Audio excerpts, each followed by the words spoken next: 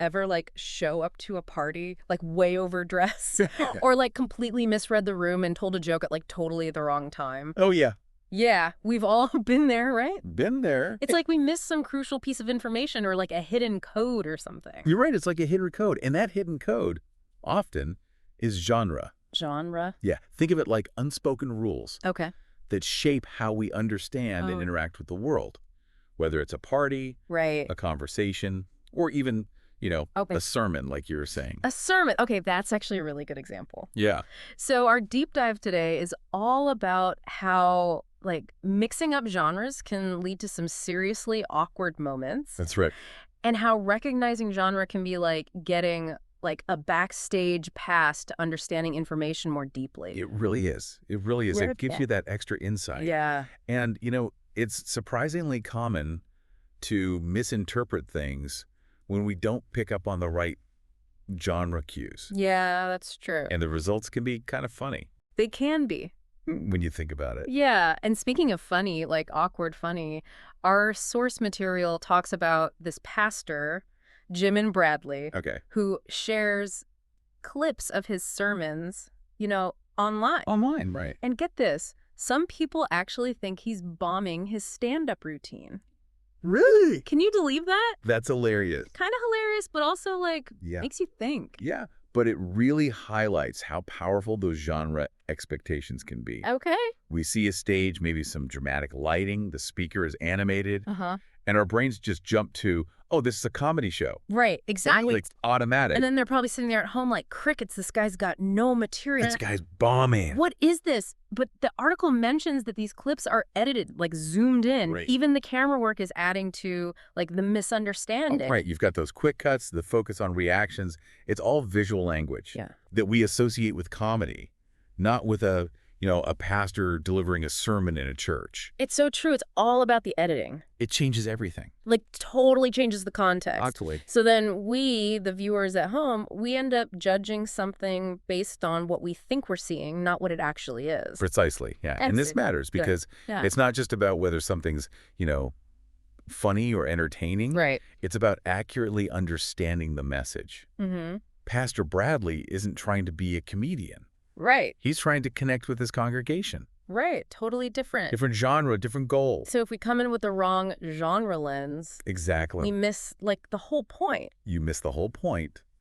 You might even misunderstand it. Yeah, completely. Completely. And Jamin points out that this doesn't just happen with online videos. Oh, absolutely not. It happens all the time with how people read the Bible, which is our main topic today. And that's where things get really interesting because the Bible isn't just one book, one genre. Yes. It's this collection of texts. Right. History, poetry, prophecy, letters. Yeah. Each written with its own set of rules and conventions. Okay, so like imagine going to a library and like thinking the whole fiction section is all like romance novels. Right. And you pick up a mystery, wondering where the love triangle is. Yeah. And you get totally thrown off. Completely. And, Yeah. just like you wouldn't expect a cookbook to be a murder mystery. Right. You shouldn't expect every part of the Bible to be a literal historical account. Okay, so the Bible's like a library, Yeah. not a single book. Mm-hmm. How does that actually play out in how people read it? Well, let's take the book of Genesis. Okay. People often read those early chapters as, a Yeah. blow-by-blow, scientifically accurate account of creation. Okay. But that's like Right. analyzing a Van Gogh painting Uh-huh. based on how realistic the sunflowers look. Right. You know what I mean? You're looking at the wrong thing. Exactly. Van Gogh wasn't going for photorealism. He was capturing something else entirely. Totally. And with Genesis, the genre is ancient creation myth. Okay. It's using, powerful imagery, symbolism Okay. to communicate deep truths Right. about, God, Mm-hmm. humanity, our place in the universe. Right. It's a different kind of truth than what you'd find in like a scientific textbook. So you could be missing the forest for the trees, right? Exactly. If you're looking for like scientific data Right. in a poetic genre. Yeah. Jamin also talks about how like Revelation trips people up. Oh, yeah. They read it like it's, Nostradamus predicting the future. Right. Like it's Oh. some kind of, code to be cracked Yeah. to figure out like when the world's going to end. Exactly. But we need to remember the original audience Okay. and their context. Which was? It was a letter written to 7 specific churches Okay. who were facing persecution. Okay. And it was meant to offer them hope and encouragement. Okay. Imagine finding a letter Yeah. that your friend wrote during a tough time, Okay. full of inside jokes and references like, only you two understand. Right. You wouldn't assume that it's like this universal message about your life. Right. Exactly. Right. It's the same thing with Revelation. Wow. It's got that same kind of specific context. Okay. It was never meant to be this cryptic code for, Right. us to crack Right. centuries later. Wow. So even within the Bible, Yeah. there are so many layers to consider. Totally. It's making me think about all those other genres Right. we encounter every day and how we might be Right. misreading those too. Totally. And that's the fascinating thing about genre. Yeah. Once you start to notice it, Yeah. you see it everywhere. Oh, totally. Like, think about those, Yeah. epic historical dramas on TV. Oh, I love those. Yeah. Yeah. All the kings and queens. Yeah, making witty remarks. Yes. Wearing velvet. Exactly. Yeah. Historically accurate. Probably not so much. Probably not. No. But they're playing with history Yeah. to entertain us. Right. Just like those This is true. based on a true story movies. Yeah. There's like a lot of creative license happening. Yeah, for sure. But we accept those genre conventions Totally. because we know what we're getting into. We do. Yeah. Right. Going in for the drama. Exactly. But if we thought we were getting this, Yeah. strictly factual account, Right. we'd be sorely disappointed. We would be very upset. Right. Yes. It's all about understanding the genre. So how do we get better That's the key. at spotting these genre cues in real life? Yeah. Because it can't be that obvious all the time. Right. It's not always obvious. No, you're right. It's not always obvious. No, you're right. But think of it kind of like Yeah. learning a new language. Yeah. You know, Okay. Oh, yeah. you start picking up on the subtle cues, Right. the grammar, the idioms. Mm-hmm. The more you're exposed to it, it's Okay, so it's less about memorizing a rule book right. and more about tuning our intuition, like you were saying. Exactly. We start to recognize patterns. Okay. Like a work email Yeah. probably has a different tone than Right. a casual text to a friend. Yeah, way different. Right. Totally. And a billboard ad Yeah.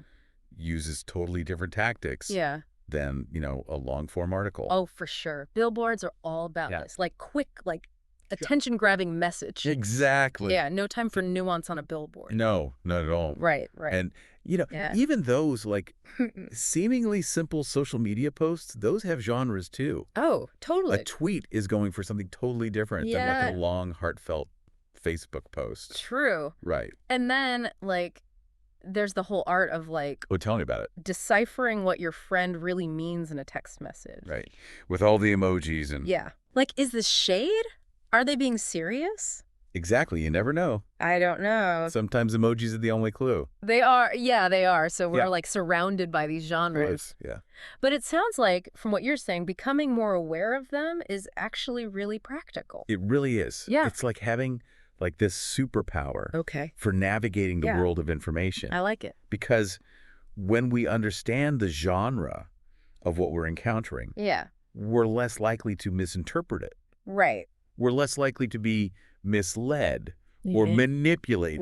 Right. Yeah, that's a good point. It's all about That's a really good point. having the right tools. Like that saying, don't bring a knife to a gunfight. Exactly. You got to Stand come pat. with the right tools for understanding. Yes. Yes. But instead of weapons, we're talking about critical thinking skills. Exactly. Right. Genre awareness helps us become, Yeah. more discerning, more critical consumers of information, Mm-hmm. which is essential these days Oh, yeah. with so much coming at us. So much information, so much content. All the time, right. All the time. It's overwhelming. It can be overwhelming. So it's not just about ancient texts or no stuffy academic stuff. Not at all. It's about navigating our daily lives. Exactly. More effectively, yeah. More authentically, even, I'd say. It's making me rethink, all those times I totally misread a situation. Oh, yeah. Big time. We've all been there. Oh, yeah. But that's the beauty of it. Yeah. Once you start thinking about genre, Yeah. it's this aha moment. You know what I mean? Yeah. You start seeing the world in a whole new light. I like that. I like that a lot. Right.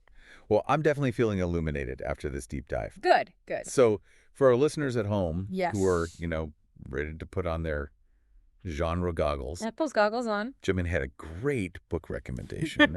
He did. He suggested Modern Genre Theory Okay. by Andrew Judd. Okay. And that's spelled? Judd. Perfect. Yeah, it's a really, I think, accessible Okay. entry point if you're Okay. curious to explore this more. Perfect. And I think that's a great place to kind of wrap up today. Yeah. So for everyone listening, Yeah. I want to leave you with this thought.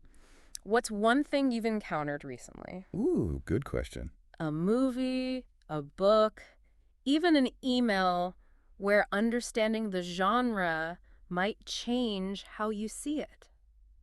That's a great question. Just something to think about. Yeah, take a moment, think about it. Yeah. Think about the unspoken rules, Mm-hmm. the intended audience, Right. the overall purpose. Right. It might change the meaning. You might be surprised Yeah, at definitely. what you discover. And who knows, you might even find yourself laughing along with a sermon Right. that once had you wondering, where's the punchline? Exactly. Exactly. So until next time, happy decoding, everyone. Happy decoding.